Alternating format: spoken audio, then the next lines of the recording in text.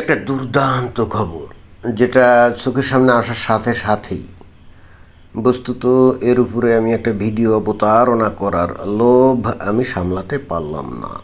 খবরটা কি? খবরটা হচ্ছে যে নাটক কমছে, বন্ধ হচ্ছে শুটিং বাড়ি, বিপাকে ছোট পর্দার শিল্পী ও নির্মাতা। নাটক কমছে মানে যে টেলিভিশনে যে নাটক হয়, তারপরে সিরিয়াল হয়, এই সমস্ত আর কি। এবং একসময় তো মোটামুটি বেশ বাংলাদেশে প্রচুর নাটক তৈরি হতো, সিরিয়াল তৈরি হতো। ফলে হচ্ছে কি, এগুলো শুটিং করার জন্য নানা রকম স্পট দরকার পড়তো, বিভিন্ন বাড়ি টাড়ি এগুলো ব্যবহার করা হতো। তো এগুলোর সংখ্যা তো যথেষ্ট বেড়ে গেছিলো। এখন হঠাৎ করে এই যে নাটক কমে যাচ্ছে, নাটক কমে গেলে স্বাভাবিকভাবে যে শুটিং ভেন্যু তার সংখ্যাও কমে যাবে, আর যে সমস্ত বাড়িতে নাটক হতো এগুলো আর দরকার পড়বে না। এখন অতীতে যখন অনেক বেশি নাটক টাটক হতো তখন অনেক লোকজন, শিল্পী কুশলী, নায়ক নায়িকা, তারপরে এটার সাথে জড়িত যারা ক্যামেরাম্যান, নির্মাতা, ডাইরেক্টর, প্রযোজক ইত্যাদি কামকাজ ছিল, ব্যস্ত ছিল। যেহেতু নাটক কমে গেছে সেহেতু তাহলে কী হবে, যারা নাকি নাটকে অভিনয়টা করে তারা কি বেকার হয়ে যাবে না? আয় উপার্জন কমে যাবে না? প্রযোজক, পরিচালক এগুলো তো কমে যাবে। একেবারে জেনুইন খবর। এখন বাংলাদেশের প্রেক্ষিতে এর সিগনিফিক্যান্সটা কি? বাংলাদেশের প্রেক্ষিতে এর সিগনিফিক্যান্স কিন্তু মারাত্মক। সেটা হচ্ছে যে বাংলাদেশ যে আস্তে আস্তে ইসলামী শাসনের দিকে ধাবিত হচ্ছে তার কিন্তু ক্ষেত্র প্রস্তুত হচ্ছে। এটা তো সবাই জানে যে ইসলাম অনুযায়ী এই যে নাটক তৈরি করা, নাটক দেখা, টেলিভিশন দেখা, সিনেমা দেখা, গান করা, বাজনা বাজানো, নাচ, এইগুলো সবই কঠিনভাবে হারাম, কঠিনভাবে হারাম। এটা তো আর আমার কথা না। বাংলাদেশের যে শত শত হাজার হাজার যে আছে, হুজুর আছে, ওয়াজি হুজুর, যারা প্রতিনিয়ত ওয়াজ নসিহত করে কিন্তু এগুলো প্রচার করে।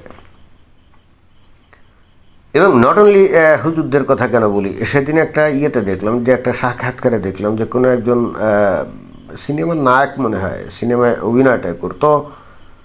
তো মোটামুটি বেশ ভালোই সিনেমার মানে চলচ্চিত্র অনেকগুলো করছে, ভালো আয় উপার্জন করছে। তো সে বলছে যে তার দুইটা নাকি ছেলে, এই দুইটা ছেলেকে সে মৌলানা এবং হাফেজ বানাচ্ছে, কোরআন মুখস্থ করাচ্ছে, তারপরে মাদ্রাসায় পড়াচ্ছে, মাদ্রাসায়। এবং তার উদ্দেশ্য যে হাফেজ এবং মৌলানা বানাবে। এবং তার প্রতীতি হয়েছে যে যেহেতু সে চলচ্চিত্র করে, হারাম কাজ করে, এই জন্য সে এইগুলো অলরেডি করা বন্ধ করে দিয়েছে। এবং তার স্ত্রী, সেও নাকি ওই নাটক সিনেমাতে অভিনয় করতো, এবং তাকেও বলেছে যে এগুলো বন্ধ করে দিতে। এবং এই কাজগুলো কখন তারা করছে? যখন এই হারাম কাজ করে মোটামুটি একটা যথেষ্ট পরিমাণে অর্থ উপার্জন করছে এবং তার উপরে এখন বেঁচে থাকার একটা অবস্থা তৈরি হয়েছে। এখন তারা হঠাৎ করে চিন্তা করছে যে এই হারাম লাইনে আর থাকবে না। এবং প্রায়শ্চিত্ত হিসাবে তার দুই ছেলেকে কোরআনের হাফেজ বানাচ্ছে। এবং এটা বোঝা যায় যে ওই যে বলে না যে কোনো পরিবারে যদি একজন হাফেজ তৈরি করা হয়, তার 14 গোষ্ঠী মানে 14 পুরুষের লোকজন সবাই বেহেশতে যাবে, মনে হয় যে ওইটা অনুসরণ করছে। অর্থাৎ তারা যে এই সিনেমা অথবা নাটক অথবা অভিনয় ইত্যাদিতে কর্মকাণ্ড করে, কাজকাম করে এ পর্যন্ত যত গুনাখাতা করছে, তো ওর দুই ছেলেকে হাফেজ বানানোতে তাদের গুনাখাতা সব মাফ হয়ে যাবে। তো এই জিনিসগুলো তো ব্যাপকভাবে সাড়ম্বরে প্রচার করা হয়, তাই না? এবং বাংলাদেশের যে বিখ্যাত প্রখ্যাত যে সমস্ত নায়ক নায়িকা ছিল, যেমন শাবানার কথাই ধরা যাক, শাবানা একটা পর্যায়ে এসে একেবারে পুরা হুজুরনি হয়ে গেছে। এবং হুজুরনি হয়ে অদ্ভুত ব্যাপার, সে আবার ইহুদি নাসারা কাফেরদের দেশে আমেরিকাতে বসবাস করে এবং সেখানে পুরাপুরি একেবারে পুরা ওই বোরখামুড়ি দিয়ে চলে। অদ্ভুত ব্যাপার না? যখন তার সৌন্দর্য দেখে অন্য কোনো পুরুষের হয়তো ইমান দণ্ডের পরিস্থিতি খারাপ হতে পারত এবং তার মধ্যে হয়তো ভয়ঙ্কর উত্তেজনা তৈরি হয়ে এসে একটা অকারেন্স ঘটিয়ে দিতে পারত, সেই বয়সে শাবানা কিন্তু কোনো দিন পর্দা টর্দা দেয় নেই। এখন যখন বৃদ্ধা হয়ে গেছে, যখন তার যৌবনের জৌলুস নাই, যার দিকে তাকালে হয়তো কোনো পুরুষ মানুষ যদি তার দিকে তাকায়, এমনও হতে পারে যে তার হয়তো ইমান দণ্ড উত্তেজিত ছিল, সেটা হয়তো নেতিয়ে যেতে পারে, তখন সে এখন এই পর্দা দিয়ে চলাচল করে। এখন কথা হচ্ছে যে এটা তার ব্যক্তিগত ব্যাপার, তাই না? কিন্তু এদের এই যে উপলব্ধি, এটা কি প্রমাণ করে? প্রমাণ করে এটাই যে এই সিনেমা টিনেমা ততদিনই তারা করে বা করে আসছে যতদিন পর্যন্ত মোটামুটি একটা ভালো টাকা পয়সা উপার্জন করা গেছে, এবং এরপর হঠাৎ করে তারা এই ইসলামী লাইনে চলে গেছে। এখন এদের এই সমস্ত দৃষ্টান্ত দেখার পরে তাহলে বাংলাদেশে কি হবে?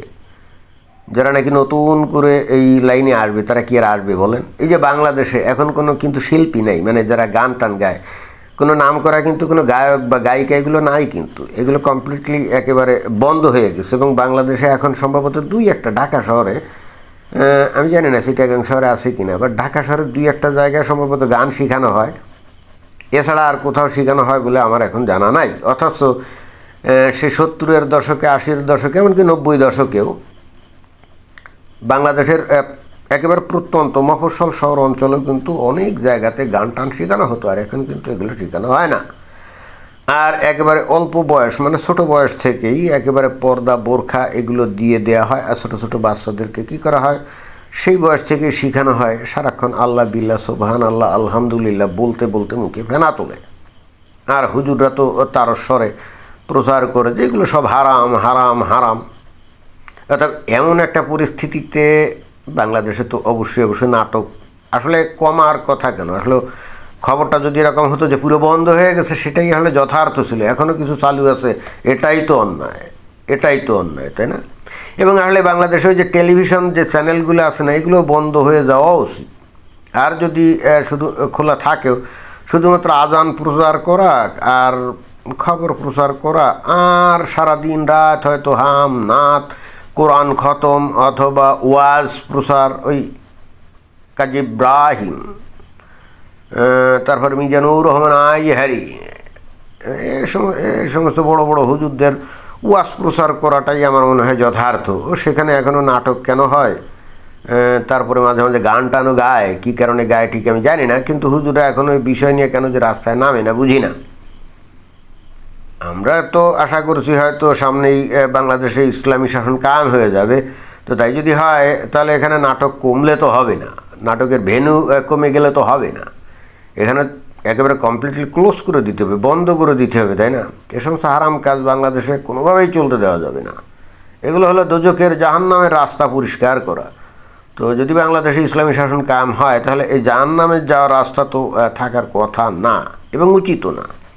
সুতরাং আমি কিন্তু আসলে আমার দুঃখই লাগলো যে নাটক কমছে এই খবরটা শুনে। বেসিক্যালি আমি খুব খুশি হতাম যদি এখানে বলতো যে নাটক একেবারে হুড়ি বন্ধ হয়ে গেছে, এবং বাংলাদেশে এখন আর কোনো নাটক, সিনেমা এগুলো বা মানে চলচ্চিত্র আর কি, এগুলো আর তৈরি হবে না। তাহলে আমি মহা খুশি হতাম, কারণ আমি বাংলাদেশের মানুষকে ভালোবাসি। আমি কোনোভাবেই চাই না যারা নাটক, সিনেমা, তারপরে নাচ গান এগুলো দেখে ওই যে পরকালে গিয়ে 72 হুরের সাথে যৌন সঙ্গম থেকে বঞ্চিত হবে। এটা আমি কোনোভাবেই চাই না। ধন্যবাদ।